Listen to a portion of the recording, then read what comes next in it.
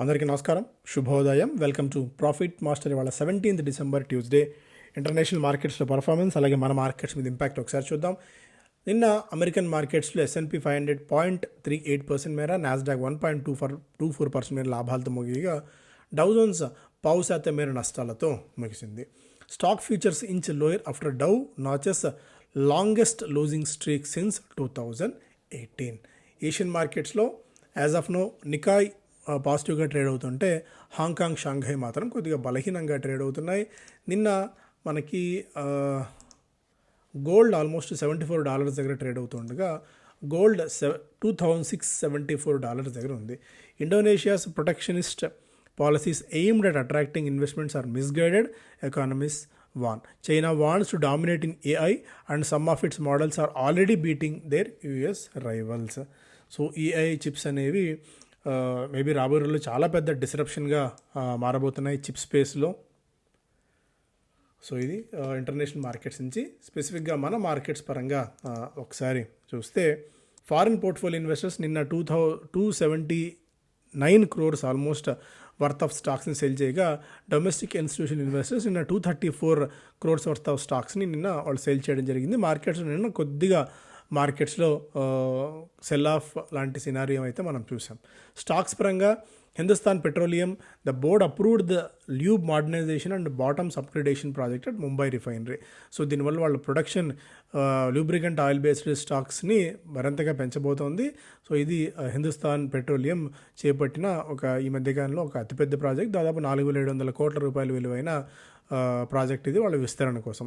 Indus టవర్స్కి ఒక positive news వచ్చింది. వాళ్ళ ట్రిబ్యునల్ నుంచి డిప్రిసియేషన్ ఆఫ్ అసెట్స్ దానికి సంబంధించి ఒక పాజిటివ్ డెవలప్మెంట్. వీళ్ళకి ఆ కంటింజెంట్ లయబిలిటీ ఏదైతే ఉందో దాదాపు 3,500 కోట్ల రూపాయల మేర వాళ్ళ లయబిలిటీ తగ్గబోతోంది. సో ఇండస్ టవర్స్కి ఇది ఒక పాజిటివ్ అంశంగా ఇక్కడ మనం చూడాలి.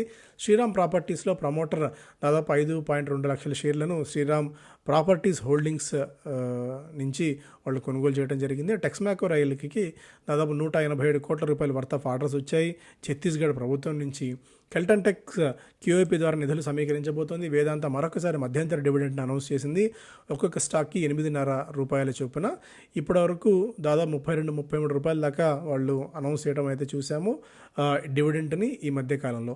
Patanjali foods, the company commenced commercial oil production at Niglok palm oil processing mill in Arunachal Pradesh. All cargo terminals CFS volumes 4% మేర క్షీణించాయి. JK టైర్స్ GST ఆర్డర్ 13 లక్షల రూపాయలు ఒకటి వీళ్ళు 13 lakhs with interest and penalty of 7.2 crores మేర GST నుంచి ఆర్డర్ డిమాండ్ వచ్చింది. నోటీసులు వీళ్ళకి.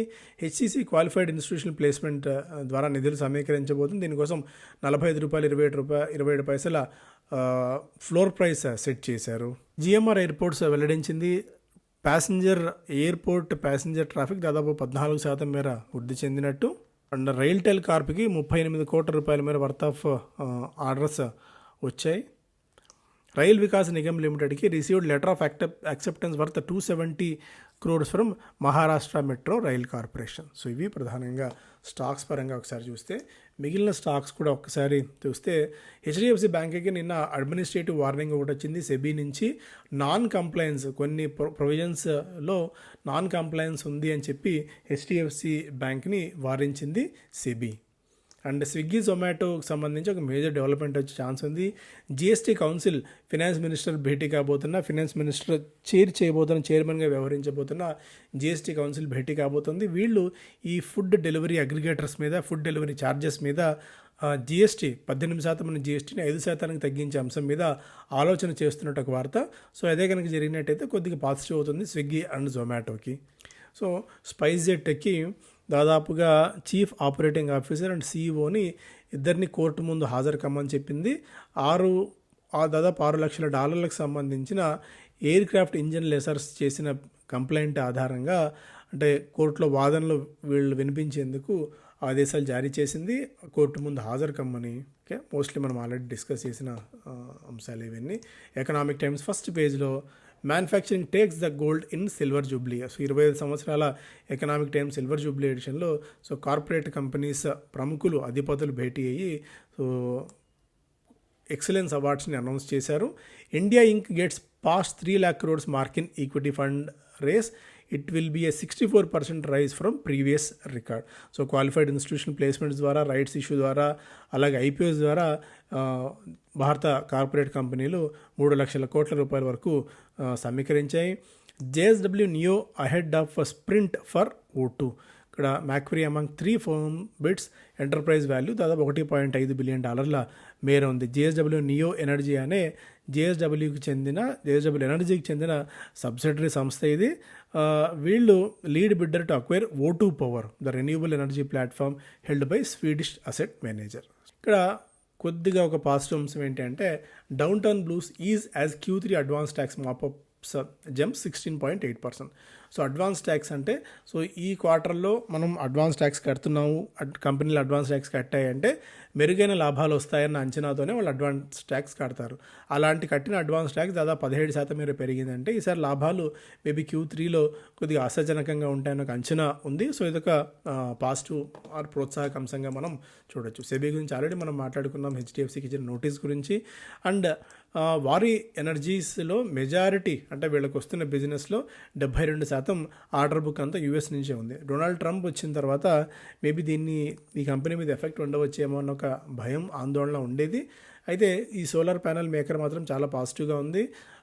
వీళ్ళు కొత్తగా సెల్స్ ఎక్స్పాన్షన్ లోకి కూడా అడుగు పెడుతున్న తరుణంలో దాని ఇంపాక్ట్ పెద్దగా ఉండకపోవచ్చు. నెగిటివ్ ఇంపాక్ట్ ఏదైనా ఒకవేళ ఉన్నా అది చాలా మైన్యూట్గా ఉంటుంది. అండ్ కొత్తగా తీసుకొస్తున్న ఈ సెల్ ఎక్స్పాన్షన్ వల్ల దాదాపు 300 బేసిస్ పాయింట్ అంటే 3% మేర లాభాల్లో వృద్ధి నమోదు కావచ్చు అనేది ఈ కంపెనీ కడుతున్న అంచనాగా ఇక్కడ చూడాలి మనం.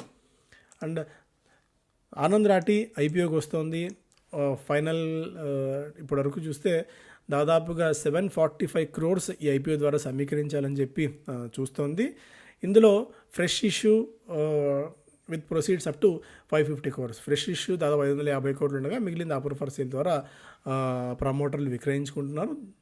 ఇన్వెంటర్స్ మొన్న కూడా మనం మాట్లాడుకున్నాము. రాకేష్ జోన్వాలా గారు ప్రమోట్ చేసిన కంపెనీ దాదాపుగా 2,500 కోట్ల రూపాయల వరకు సమీకరించాలనుకున్న ఈ కంపెనీకి 53 రెట్ల స్పందన వచ్చింది. 1265, 1329 ప్రైస్ ఇచ్చినప్పటికీ కూడా క్వాలిఫైడ్ ఇన్స్టిట్యూషనల్ పోర్షన్ దాదాపు 80 రెట్లు, నాన్ ఇన్స్టిట్యూషనల్ ఇన్వెస్టర్స్ పోర్షన్ 23 రెట్లు, రీటైల్ పోర్షన్ దాదాపు 15 రెట్లు ఓవర్ సబ్స్క్రైబ్ అవ్వడం.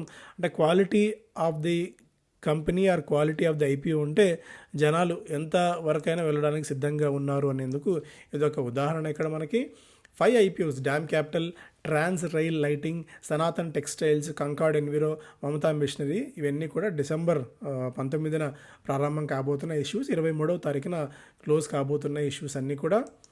లార్జర్ బ్యాంక్స్ ఎన్బిఎఫ్సిస్ 2025లో బెటర్ పర్ఫామ్ చేసే అవకాశం ఉంది. డిపాజిట్ బేస్ ఏవైతే పటిష్టంగా ఉన్నాయో, మార్జిన్ ప్రెషర్స్ లేని సంస్థలు ఈసారి స్థిరంగా లాభాలను అందుకునే అవకాశం ఉంది. అలా అందుకునే అవకాశం ఉన్న వాటిలో ICICI bank 1520 target price, HDFC బ్యాంక్కి 2130, Axis bank 1350, IndusInd bank 1320, Kotak మహీంద్రాకి 2040 టార్గెట్ ప్రైజ్లుగా చెప్తున్నారు. అలాగే ఎన్బిఎఫ్సిస్లో బజాజ్ ఫినాన్స్కి 8140, శ్రీరామ్ ఫైనాన్స్ 3725, క్రెడిట్ యాక్సిస్ గ్రామీణ్కి 1070 దాకా టార్గెట్ ప్రైజ్లు ఉన్నాయి. ఇందులో గరిష్టంగా ఇండస్ఇండ్ బ్యాంక్ 32% మేర లాభపడే అవకాశం ఉండగా క్రెడిట్ యాక్సిస్ బ్యాంక్ దాదాపు 20% వరకు లాభపడవచ్చు అనేది హెచ్ఎస్బిసి చెబుతున్న రిపోర్ట్. వేదాంత ఆల్రెడీ మనం మాట్లాడుకున్నాం.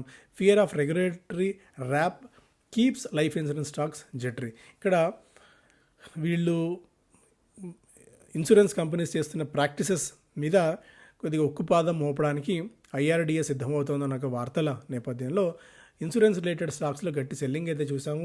ఈవెన్ ఎల్ఐసి దాదాపు 11%, SBI life 23%, HDFC life 10%, and ICICI pru కూడా దాదాపు 10% మేర గత 3 నెలల కాలంలో అయితే క్షీణించాయి.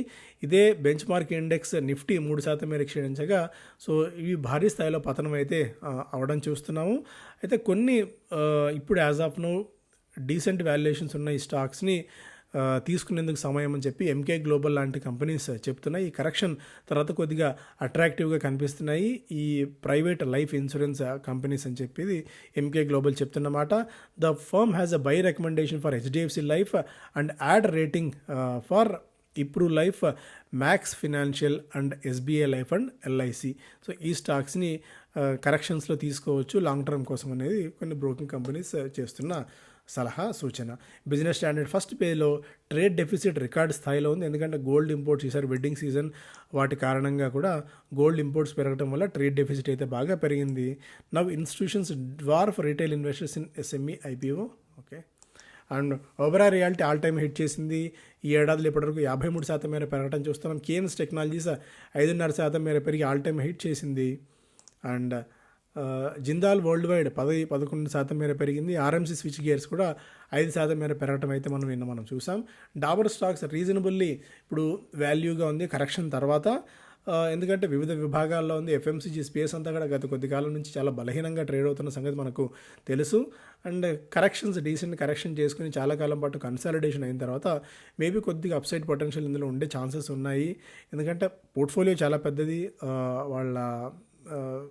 వాళ్ళ బొకేలో ఉన్న వివిధ విభాగాలకు చెందిన ప్రోడక్ట్స్ అన్నీ కూడా చాలా స్ట్రాంగ్గా ఉన్నాయి కాబట్టి మేబీ లాంగ్ టర్మ్లో కొద్దిగా, ఎందుకంటే ఓరల్ కేర్లో దాదాపు 17% మేర, హెర్బల్ న్యాచురల్ విభాగంలో దాదాపు 30% మేర మార్కెట్ షేర్ ఉంది వీళ్ళకి ఓరల్ సెగ్మెంట్లో మాత్రమే.